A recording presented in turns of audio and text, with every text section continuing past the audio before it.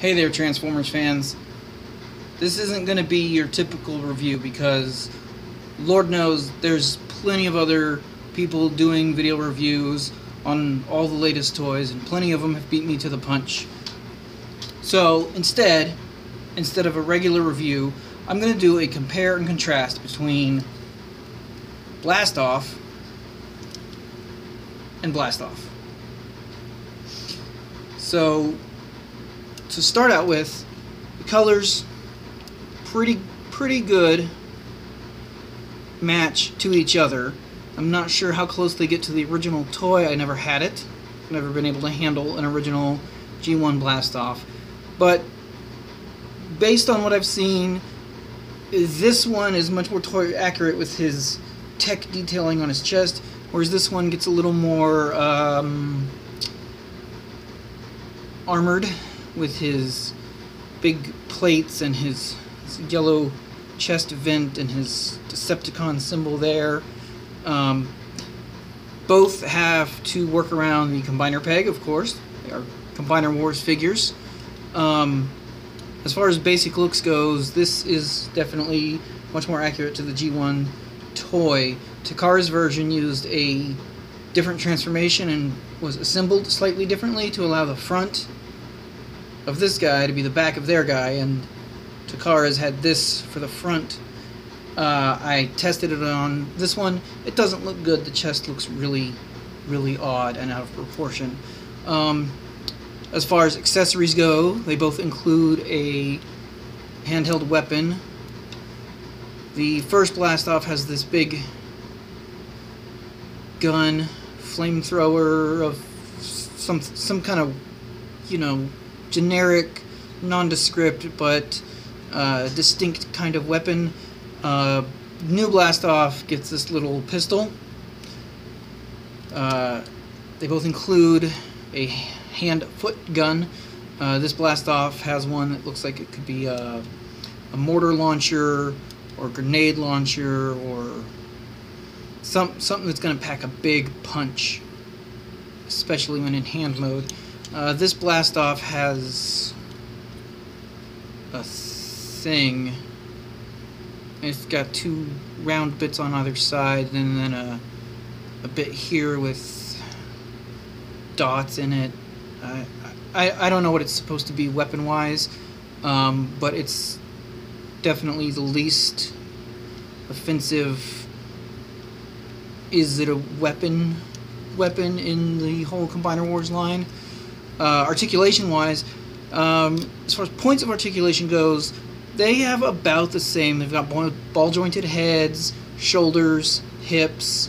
They've got an extra transformation hinge in the shoulder. They've got a swivel near the elbow or in the elbow. They've got a hinge.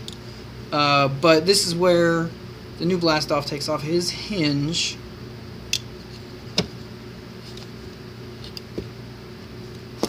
Just lay down, because you suck.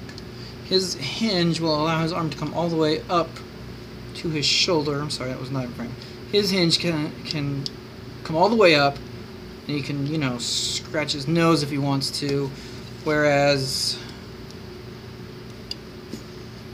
the other Blastoff, he's only got 90 degrees, and he can only touch his face like that. It's not very good. Otherwise, all the other articulation is the same. Swivel in the waist, swivel below the hips, hinged knee, giving you about 90 degrees on each one. As far as robot modes go, they're both good, but it all comes down to the noggin on these guys. And if you're into toy accurate decos, the chest on both of them. This is what Blastoff looks like when he's colored correctly, with eyes and not a Cyclops. This is what Slingshot looks like after being dipped in chocolate. No, I'm not really going to show you how to transform them. That's part of the fun of getting a new toy, is finding out how it transforms for yourself, or reading the directions like Pogue. But I will say this, Brown Slingshot, if you don't know how to transform this, you've missed out on 6 chances to get a pretty decent action figure and jet, except for the you know, the robot hiding underneath. But there were 6 versions of this that came out during the Combiner Wars. There might be some that I'm forgetting, but yeah, some of those were exclusives and some were very hard to get and some came in box sets. But there were 6 of these. If you don't know how to do this, why are you watching this video? I'm not even showing you how to do that. I'm doing it. I'm not talking about it. You can figure it out for yourself. It's not hard, although sometimes the back end doesn't like to stay together. But today it's cooperating with me.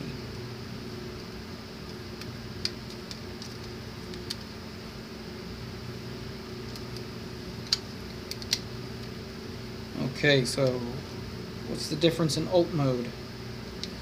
Well, if I can get this to go.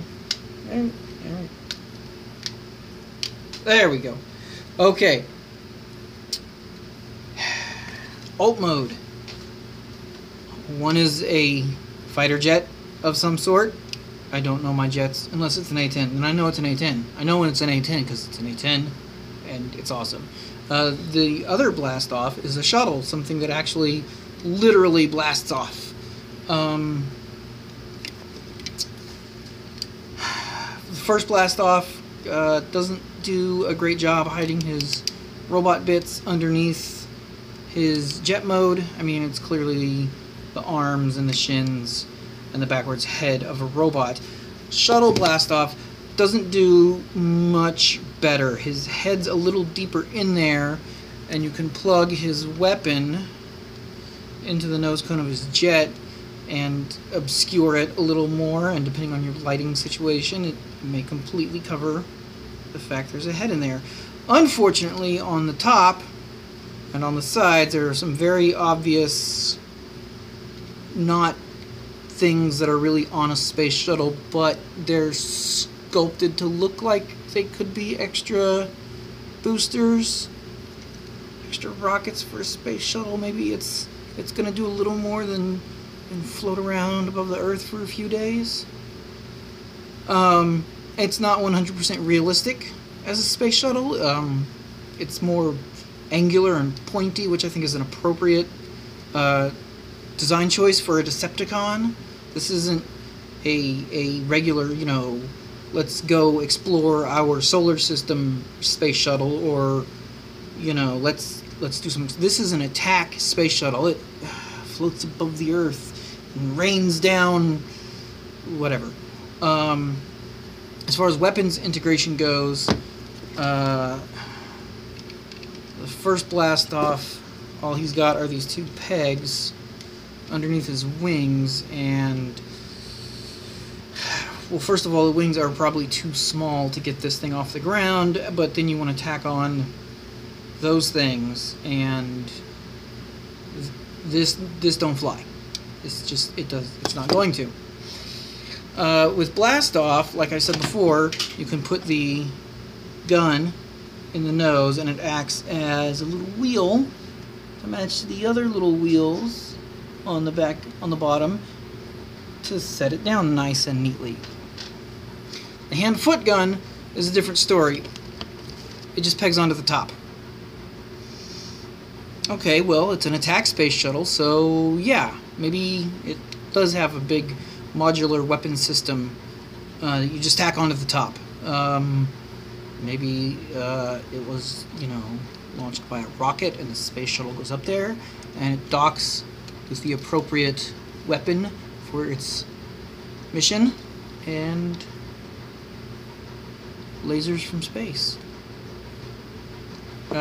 Again, the colors are really nice. The wings are all black. It's pretty close to what I've seen a G1 Blastoff is supposed to look like. I love the tail fin with the Decepticon symbol, and then the other Decepticon symbol on the top there.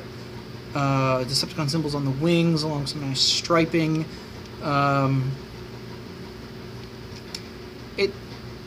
I don't want to say it's better in alt mode. It's definitely different, and it does things a little better than this. But this is still, you know, if you take the weapons off, this is still a passable, swooshable fighter jet. And this is a passable, swooshable attack space shuttle.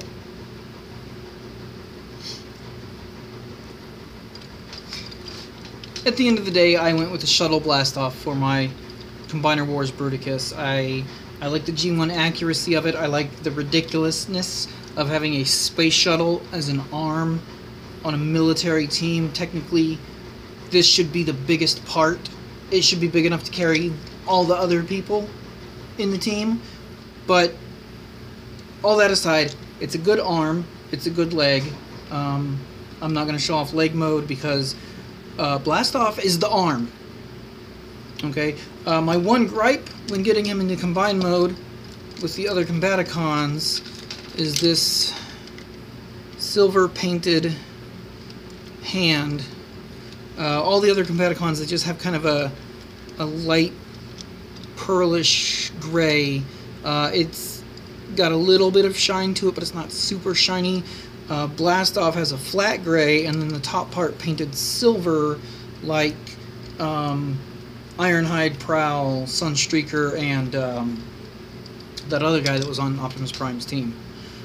So the mismatched hand kind of bothered me, but they're interchangeable, so I could just take old Blastoff's mortar cannons and put them on there and have matching hands again. But I do like that this is just, now it's just 3, you know, spikes, 3 hard points for when Bruticus throws a punch. If you were ever so inclined, you can actually remove the hand from Blastoff and fold up the boosters from the shuttle, and you can make pretend it's a gun. And doing that, it works for me, you know. But I'm also the kind of person that if you put a hole on the round end of a Transformer's arm, I'll call it a gun. Is Blastoff worth what Amazon is asking for him? If he's still available, yeah, go for it. Because remember, it's not just Blastoff. You also get the special edition Clear Red, The Fallen. You also get the nice premium packaging, and if you get the other 2 Prime Wars Trilogy Celebration figures, you can put them together and make a nice scene from the sides of each box. If you don't get all of them, you still get a really nice looking box, something that if you have your own space to decorate, you can just hang the box. It just got a cover. You know what? Why am I just talking about it? See all the things I said? It's a very nice box. It's got shine. The shuttle on the front is raised. It's got your typical Generations sidebar logo. It's got Prime Wars there. You open the flap. It's got a little blurb about Prime Wars inside there. It's got all the schematics from the Combiner Wars packaging. It's got Power of the Prime side. It's got, you know, your product shot and bio. This is really the least interesting side of the box. This, I wish I could get a poster of this, and I wish I had room to put it up somewhere in here. And then on the side, you get 1/3 of the Prime Wars Trilogy artwork, and it says Combiner Wars, and underneath that, kind of hard to see, it does say Prime Wars Trilogy. Focus. It's not going to focus. But the box is nice, and if you're a in-box kind of collector, this is a good one to add, because the front, again, is very nice, and the side with the other 2 boxes is going to make a nice extended scene. You can even already see part of Repugnus. Right here it's shiny, so there's a part of Repugnus there. And then Blastoff here, and no Vortex and Swindle backing them up right there. But everything from packaging to what you get in the box, it's well worth Amazon's $24.99. If you're paying more than that for it, hey, if you want it that bad, that's fine. Enjoy it. If you can find it for less, go for it. But the $24.99 is well worth the whole package and the figures inside. They're not dairy. So I hope you enjoyed. Maybe this helped you make a decision on what Blastoff you should get. I'm gonna say once again, I recommend the Shuttle, even if you already have Slingshot. I mean, the first Combiner Wars Blastoff. He's worth replacing. And he creates a fourth rogue Combiner limb, if you count Rook and Alpha Bravo and the other one.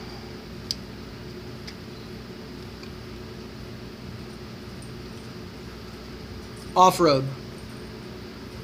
Off-road. So you have 2 Decepticon limbs and 2 Autobot limbs, and that's just perfect for Galvatronus, because he's going to Combiner rape those guys.